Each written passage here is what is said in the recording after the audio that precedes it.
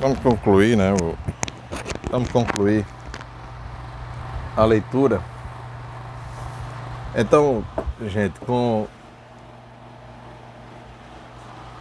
essa próxima leitura da Crônica 14, concluímos então o livro Modas e Modos, editado pela editora Raiz, 1977, aqui no Recife, escrito por Mauro Mota. O livro traz vivências, personagens, escritores, informações sobre uma época do Recife, sobre gente de época também, sobre um Recife que já não existe mais, né? Já se foi na penumbra do tempo. E aí, para concluir, a gente vai agora ler Virtudes e Virtualidades. Antigas livrarias integradas na história cultural pernambucana, a Nogueira e os intelectuais que a frequentavam. Um verso de Gervásio Fioravante: amar é menos do que ser amado, do que ter amado. A história da cultura em Pernambuco, com os núcleos no Seminário de Olinda, na Faculdade de Direito, no Instituto Arqueológico e Histórico, no Diário de Pernambuco, na Biblioteca Pública do Estado, na Sociedade de Medicina, cujo primeiro presidente foi o médico, bacharel e poeta Maciel Monteiro, na Academia Pernambucana de Letras, no Ginásio Pernambucano, no Instituto de Educação. Todas, menos a Academia, entidades mais que centenárias. As antigas livrarias do Recife trazem uma contribuição de validez, além do restrito ao livresco ou mesmo literário, alcançando a cultura em outras faces do sentido social. Entre essas antigas livrarias, desde a primeira instalada na Rua da Cadeia Velha, ainda no começo do século XIX, a de Cardoso Aires, cabeça de uma dinastia que nos daria o bispo de Olinda, Dom Francisco Cardoso Aires, e os pintores Emílio e Lula Cardoso Aires. As demais, a francesa, a pernambucana, a Silveira, a Ramiro, única sobrevivente da época, embora os estilos livreiros da época obviamente não tenham sobrevivido com ela. Distingue-se pela dimensão das influências, a econômica, mais do Nogueira, assim chamada pela gente que a frequentava, a nata intelectual coestaduana, escrevia o Jornal do Recife, e com a qual o proprietário Manuel Nogueira de Souza tanto se identificava nas tertúlias vespertinas, pela integração no ofício de vendedor de livros, mas opinativo sobre eles, bibliófilo, leitor não só de lombadas e folhas de rosto, em dia com novidades editoriais do Rio, de Lisboa e de Paris, trazendo-as ao Recife para atender às preferências de cada freguês já ilustre ou em busca de ilustração.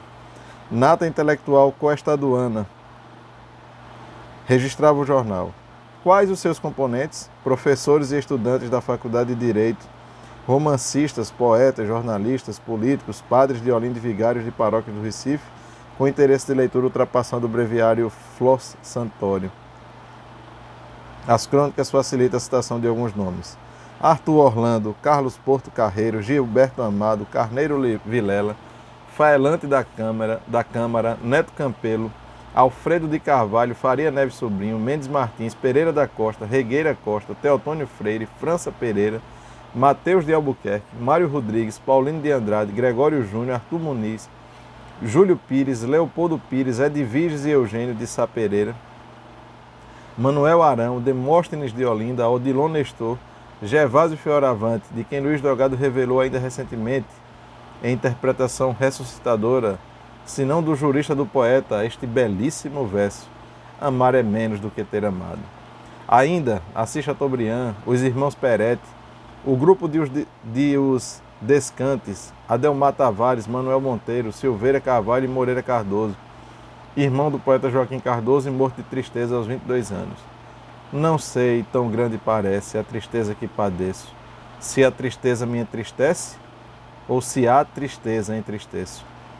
Depois, Mário Sete, sob o êxito da Senhora de Engenho, Lúcio Varejão, de O Destino de Escolástica, Aníbal Fernandes, com os impulsos juvenis de jornalista e o amor pela França, à procura de Revue de Monde, e do último romance de Maurice Berret.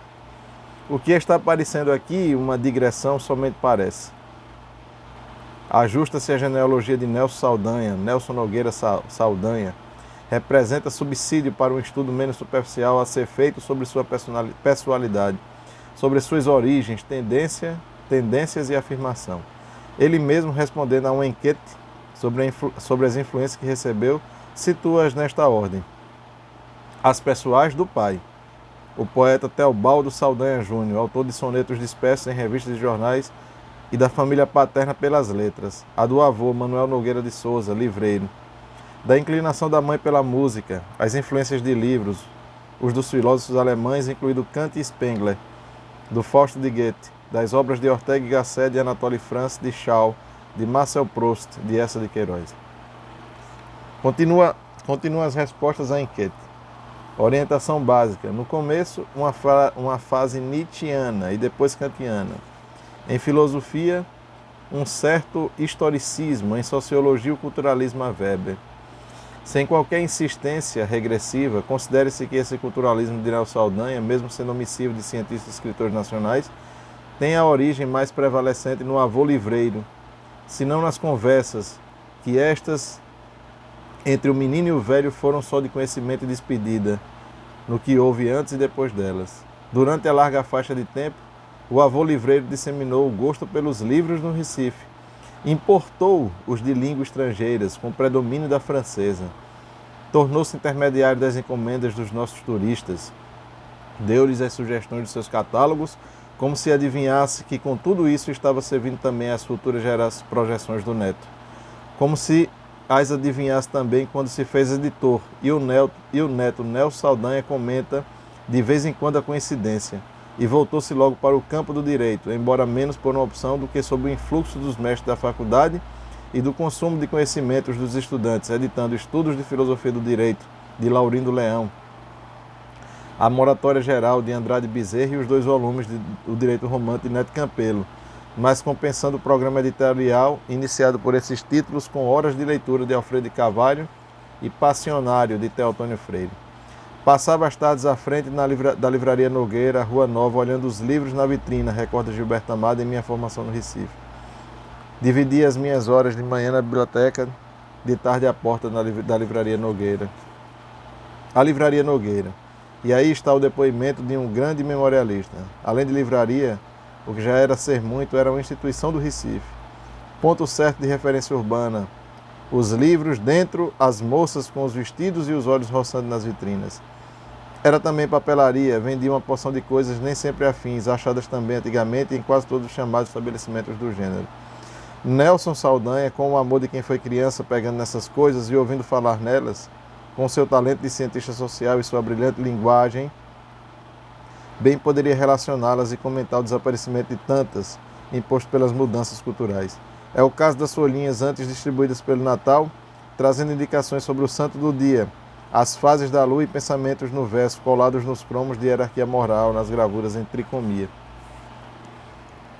É o caso da carta do ABC e da tabuada, dos cadernos de papel pautado, do papel para desenho e para música, do papel de seda para confecção de bandeiras, balões e papagaios, do mata-borrão, que Faria Neves Sobrinho, num verso audaz para ele, chamou de cão de guarda das palavras, do ponteiro, do papel com tarjas para as cartas de luto, da pedra de fazer contas e do crayon da caneta de osso, madeira ou metal, com alternativas de espessura para atender a acomodação dos dedos nos escreventes e nos escritores, das penas malar, do bico de pato de fazer letra gótica, dos tinteiros de tinta não facilmente lavável, que lambuzavam as mãos e roupas dos meninos de escola, dos tinteiros de base e 2 bocas de prata, desses que enfeitavam a mesa dos doutores e dos beletristas e ajudavam-os na pose para as fotografias, no gabinete de trabalho, dos outros de bronze ou porcelana, dos canivetes, dos cinetes de osso ou de marfim, dos postais, era moda colecioná-los. Moças e rapazes com o charme dos artistas de cinema. Rosto no rosto, mão na mão, todo o prelúdio das realidades iminentes dos namorados, dos figurinos chegados de Paris no último navio, das medalhas de alumínio, das estampas de santinhos que se botava dentro dos livros, mesmo os profanos, dos livros de reza, do lacre, do paleógrafo, da caderneta de venda, dos envelopes rendados, de pano e de cores, dos álbuns para retratos, dos retratos de Rui Barbosa, de Napoleão, de Pedro II, de Camões, do Papa, de Pedro Américo, de Carlos Gomes. Até de coisas que até hoje não se entendem bem porque eram vendidas em livraria. Bolas de bilhar e veras de primeira comunhão. Talvez o culturalismo a Weber não prejudicasse a entrada de Nelson Saldanha nessa área de elementos não só na aparência, miúdos, pois na realidade merece um pesquisador que as reconheça na significação cultural. Sobra em Nelson Saldanha gosto para a mensuração científica de objetos ligados aos costumes das gerações, até do primeiro quartel deste século em Pernambuco.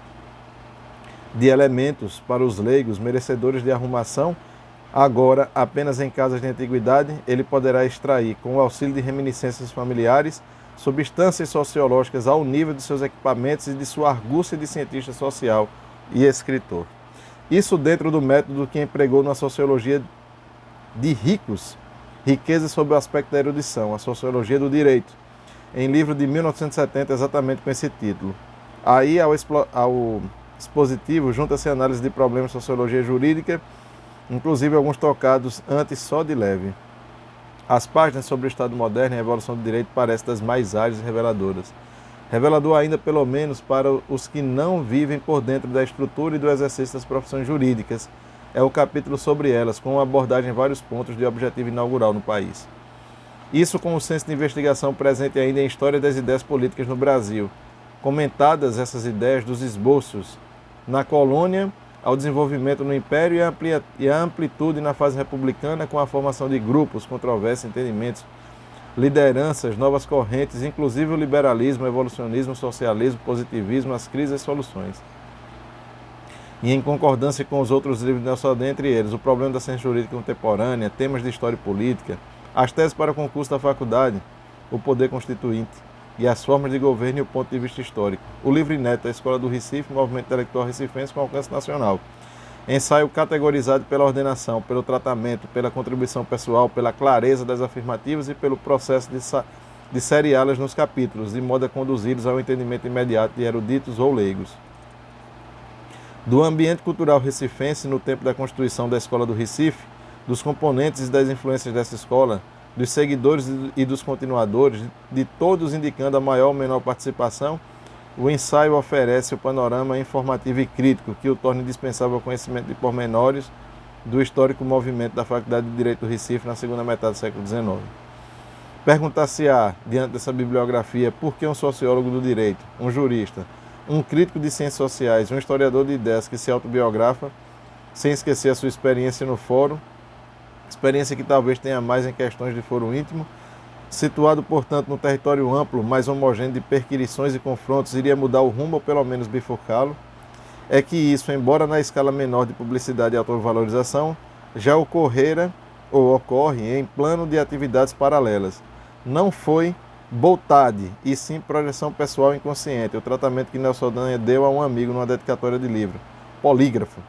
Ora, polígrafo é ele, Nelson Saldanha, para quem conhece as variantes de suas composições, além das ostensivamente de sociologia jurídica. As dos contos, de uma ficção procedente do real, à beira da memorialística. As do cronista de artes, pintura, música, cinema. As de crítico literário, as do poeta de comovedora meditação, diante do transitório de tudo quanto as vaidades e o egocentrismo do homem julgam permanentes. Pedra, peixe, ave, folha fóssil. Marcas de vida, escamas permanecidas na extinção, ritmo, pulsação imóveis no gesto e no retrato, música penetrada na madeira, fixação do que vibrava presa no sono, no aviso rústico de laje, a legenda do tempo, artífice dos fósseis, impressa a morte dos homens e das coisas, o desgaste do ferro, a impotência dos dentes, perdida a força, derrotado o sangue. Ou, sob o regime dos decassílabos reunidos neste poema, que se chama Paisagem, com as artes simultâneas de ver o interior da paisagem e de industrial de palavras. Lonjuras, cinza distanciadora, no monte, no horizonte azul ferrante, ou na água cinza azul ferrazulada, na parte vegetal verde profundo, e verde leve e diversificado, com flores de vermelho latejante, outras amarelíquidas ao fundo. O céu azul girante, o céu de sempre, feito dos olhos de quem vê o mundo, como jamais e como sempre, imenso. Outro aspecto da versatilidade intelectual de Nelson Saldanha, camuflada na sua impotência de professor e na sua austeridade ruiva, é a do fazedor de epigramas, gênero que, sem afetar a sua condição de professor de universidade, lhe pede mais exercício. Ele bem poderia desenvolvê-lo, inclusive usando o material ao alcance de sua mão, do qual sempre fala entre louvores e projetos. A coleção Almanac de Pernambuco, dirigido por Júlio Pires Ferreira, talvez o inesperado no trabalho humano, a obra que mantém mais vivo o nome do autorizado gramático e poeta de Modilhos. Os almanacs, sem qualquer ano de interrupção, foram publicados de 1889 à década de 30 e constitui fonte da vida literária e social pernambucana naquele período. Entre as sugestões que apresenta como substância de crítica social e do espírito popular, vejam-se os volumes de 1903 e 1904, acha-se a das alcunhas formosas de Pernambuco, merecedoras de inclusão no Dicionário Brasileiro de Apelidos, que Carlos Drummond de Andrade ora organiza. Várias dessas alcunhas famosas fizeram-se historicamente conhecidas, caso de Bode Cheiroso, Marcial Monteiro, Padre Carapuceiro, Lopes Gama, Couzinho Fusco, Antônio Pedro de Figueiredo, General das Massas, Abraão Lima, Chumbergas, Jerônimo de Mendonça Furtado, Doutorzinho Vigário Francisco Barreto. Mas outras deviam sair do quase esquecimento, caso de Alferes do Vinho, ainda Marcial Monteiro, Aleluia, Manuel de Souza Teixeira, Barão de Capibaribe, Bispo Gabão, Frei Antônio de São José Bastos, Bode Foveiro, Dr. Felipe Neto, Conselheiro do Império e participante da Revolução Praieira, Brito Rolha, Floriano Corrêa de Brito, Capelão dos 5.000, Frei João Capistrano de Mendonça, Cara de Pau, Coronel Feliciano Joaquim dos Santos, Chico Chia, Visconde de Suassuna, Francisco de Paula Cavalcante de Albuquerque, Chico Moleque, Coronel Francisco Pereira, Cristo de Latão, Visconde de Bom Conselho, José Bento da Cunha Cavalcante, antigo presidente da província de Pernambuco, Cristo de Marfim, Dr. Manuel Clementino Carneiro da Cunha, Dr. Beleza, Epaminondas de Melo, político pernambucano da segunda metade do século XIX, Dr. Rabicho, Bacharel Claudino de Melo, autor de Ressábios Líricos, Frei Cometa, Frei João Capistrano de Mendonça, redator do jornal O Cometa, Gama Rebeca, José Fernandes de Gama, autor das Memórias Históricas de Pernambuco, Goela de Prata, Dr. Joaquim de Aquino Fonseca, notável médico do Recife no século passado, João Pobre, conselheiro José Tomás Nabuco de Araújo, Lorde Espora, Luiz de Moraes Gomes Ferreira, Médico Cabeça, Barão de Beberibe, Olho de Vidro, João Marco de Sá, ouvidor-geral de Pernambuco em 1770, Onça, Sargento Mó José Corrêa da Silva, intendente da Polícia do Recife, no Recife de 1787 a 1808, Padre Onça, Padre Francisco da Cunha Figueiredo, Padre Zamboca, Padre Francisco Coelho de Lemos, autor do Testamento do Galo e outros opúsculos, Página Avulsa, Padre Francisco Peixoto Duarte, por causa da sessão que escreveram no Diário de Pernambuco em 1850. Papa Algodão, Bernardino José de Sena, político do tempo da regência. Esta lista de apelidos, junte-se a ela ainda os de Chico Macho, Conde da Boa Vista, Gravata Encarnada, Samuel Vieira, orador político do começo do século, e Bengala Santa, Sebastião Alves, orador da campanha de Dantas Barreto em 1911. Não quer dizer que Nelson Saldanha entre na Academia Pernambucana de Letras sob o signo da apelidação, mas entre sob o signo de todas as suas virtudes e todas as suas virtualidades. Para isso não lhe faltam tempo e substância. Esse discurso foi lido na Academia Pernambucana de Letras no dia 15 de junho de 1971. Mesmo dia que ele leu também o de José Vamberto. E aqui era uma homenagem, aqui era para mostrar as virtudes do professor Nelson Saldanha. Com isso, minha gente, concluímos então a leitura do livro Modas e Modos, do escritor Mauro Mota. Agradeço a todos que puderam, a todos que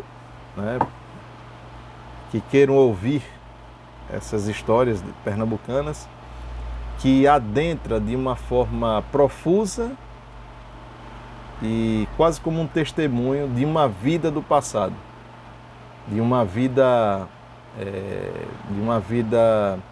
de um Recife que a gente tem que achar nos escombros. E aqui a gente acha nos escombros das palavras. Bom, até mais, muito obrigado.